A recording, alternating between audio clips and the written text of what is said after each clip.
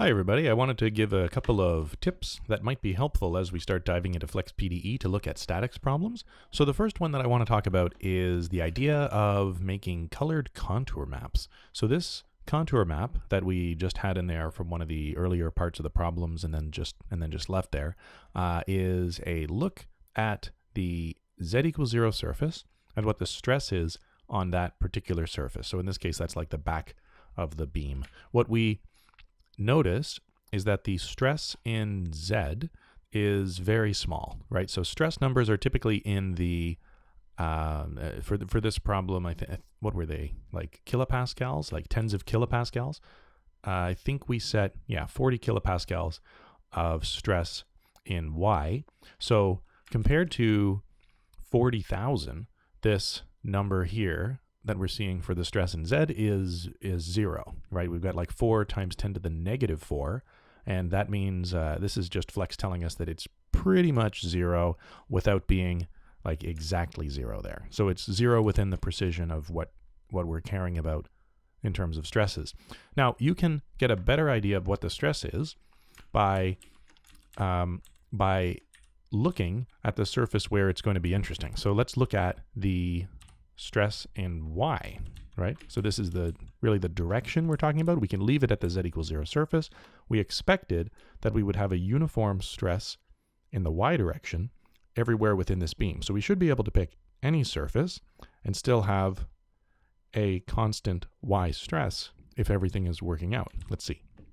Now this is a tough graph to read. This is what a contour map looks like if there's pretty much no change.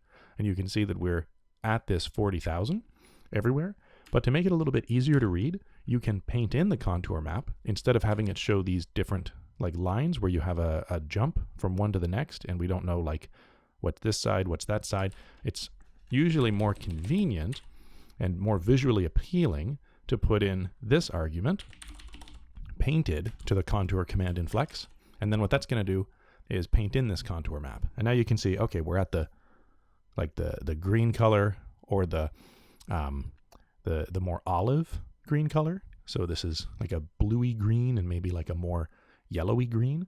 And both of them are 40,000 pascals. So 40 kilopascals either way. And you can see all the way from the bottom of the beam, the low Y value, to the top Y value, we have the same thing there. So this can be one check that we've set up the problem correctly to answer what we're looking for. And in this case, we need uniform stress and strain for things to be working out. Remember that if we have any shear stress showing up, then these equations that we have for now, just for this week, are not going to be cutting it. Even later, when we do have more, when we do have equations that will actually solve for what's going on in the beam when we have non-uniform stress, for us to be able to compare with what we're calculating in Maple, we're always going to need to have uniform stress and strain on the beam. So it's a good thing to check into to see why the calculations between what we're getting in Flex might be, like these numbers here, might be different than what we're calculating with Maple.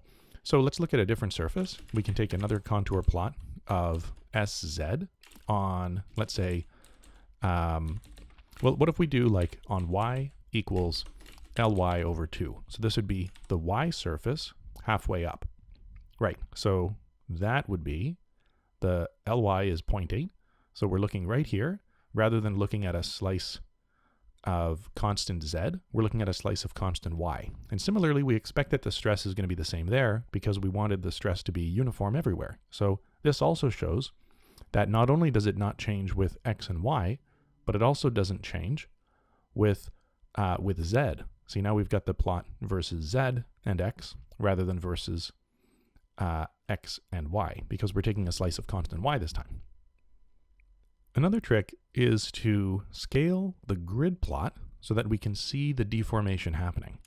So right now, the deformation is very, very small because we have only 40 kilopascals on this and it has an elastic modulus of 200 gigapascals. So we're going to have pretty much no deformation. So we could get a look at this, get a look at what the deformation actually is by magnifying the displacement.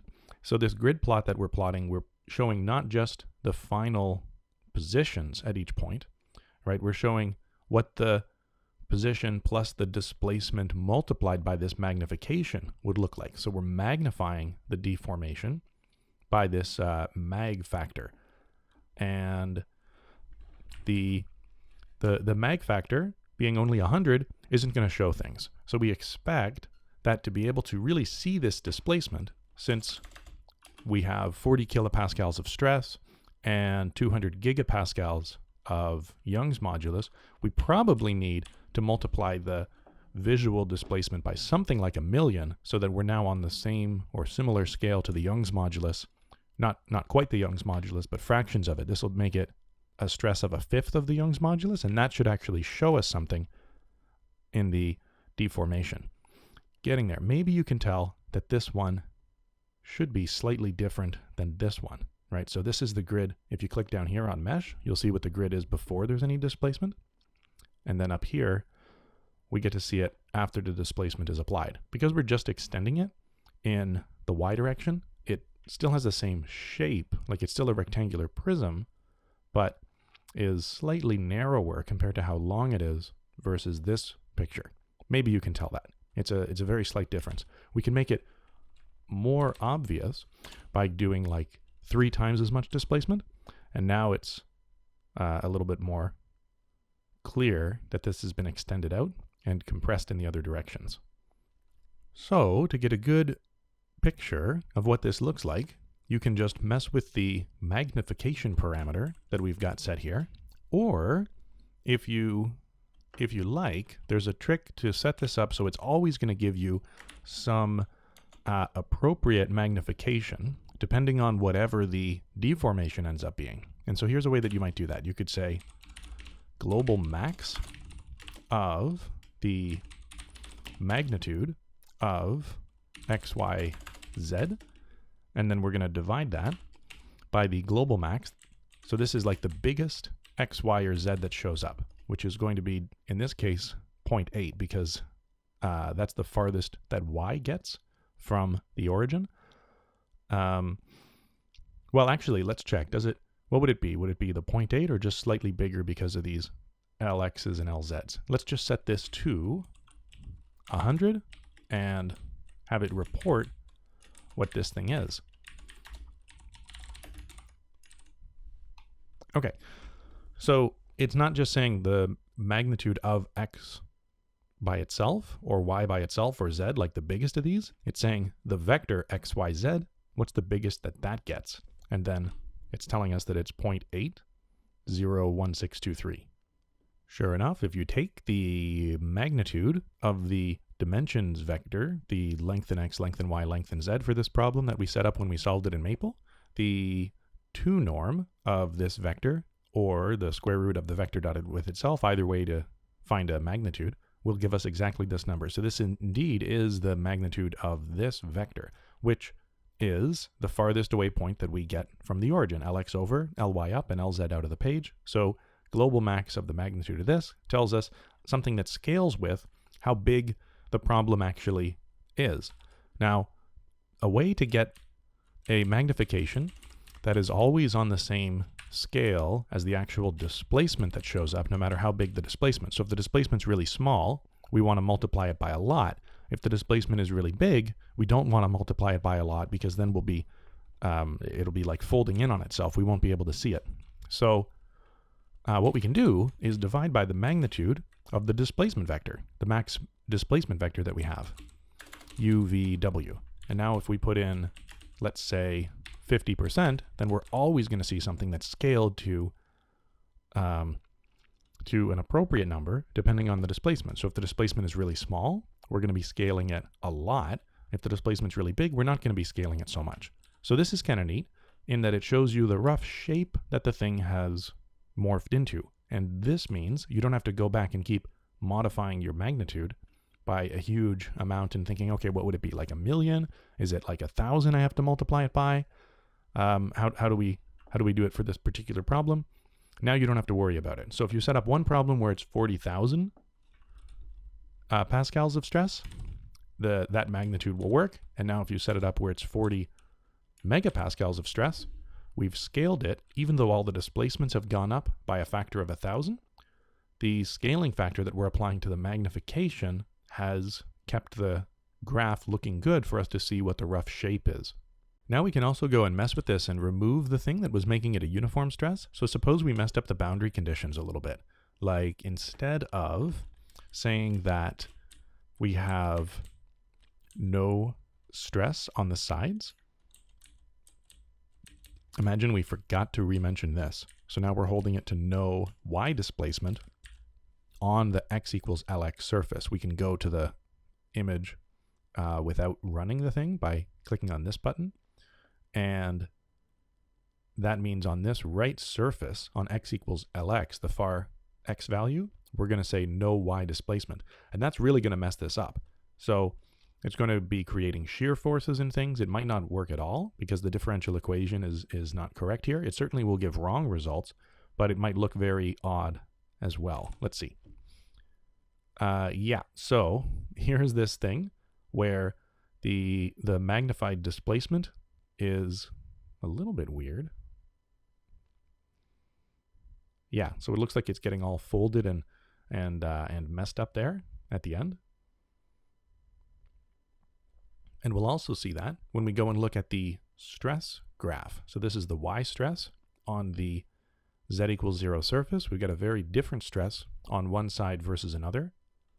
And same thing here when we took a slice on y at y equals Ly, we have a very different stress on the x equals Lx surface. So this tells us there's something going on that surface compared to the other ones, and probably that means we may have forgotten to set a boundary condition. In this case, yeah.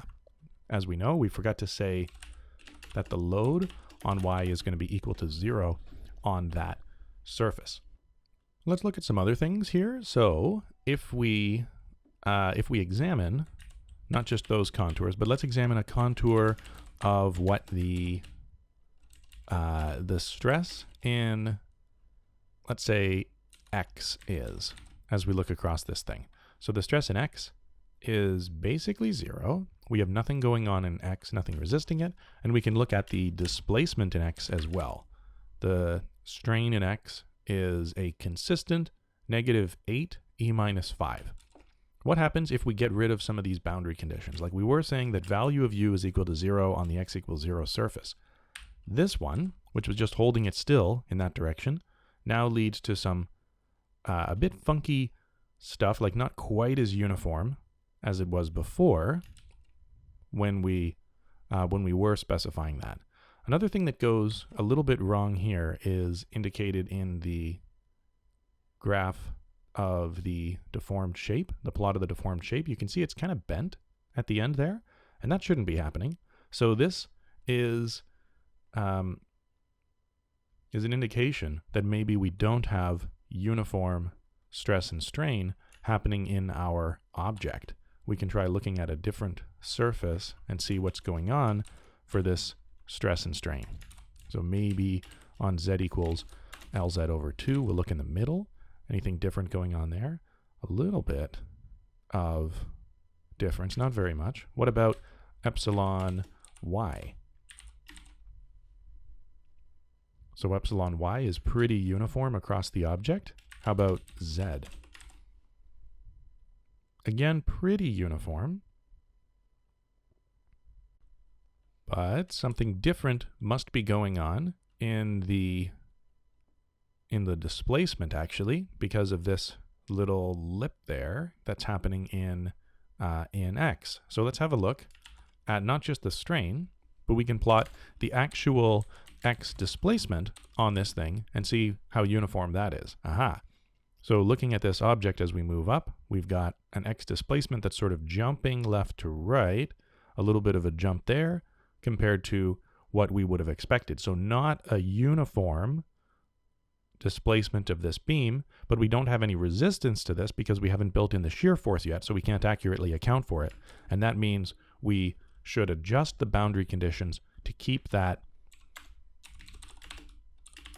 x displacement set to 0, at least on the x equals 0 surface. This stops it from being a kind of a wavy thing.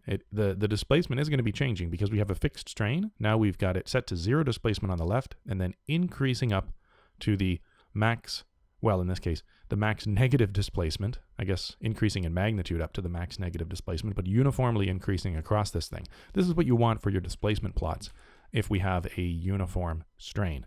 So this is the kind of thing that we're going for in order to have a nice and uniform setup for the results. And these are the sorts of plots that you might do to look at it and get a feeling for what's going on and what stress, strain, displacement, and deformation of the entire beam mean. Thanks for watching, and see you next time.